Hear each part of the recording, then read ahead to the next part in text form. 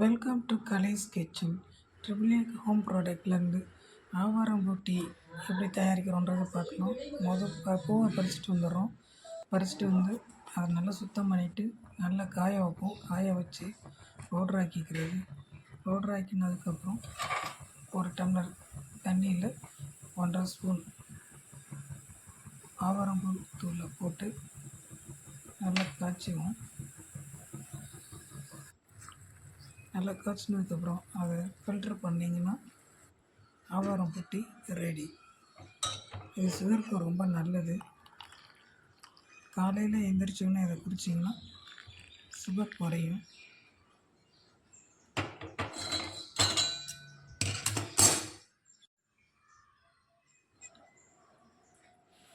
இது சுகர்லெஸ் கஞ்சி.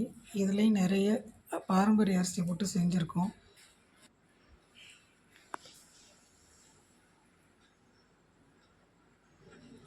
சுகருக்கு ரொம்ப நல்ல கஞ்சி. இது குடிச்சு பாருங்கள், சுகர் இதோட கண்ட்ரோல் ஆகுது. கலைன்னு ஒரு அம்மா ஆவாரம்பூ சூப்பெல்லாம் செய்கிறாங்க. எனக்கு சுகர் இருக்குதுன்னு சொன்னாங்க.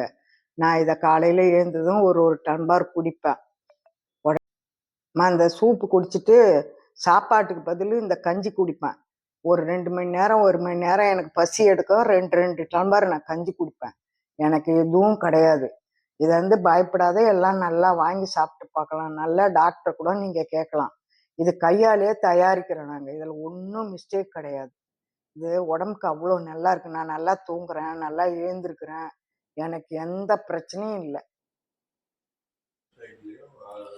தேவைப்படுறவங்க வெப்சைட்டில் ஆர்டர் பண்ணலாம். வாட்ஸ்அப் நம்பர்லேயும் ஆர்டர் பண்ணுங்கள். நாங்கள் அனுப்பிச்சி வைக்கிறோம். நன்றி.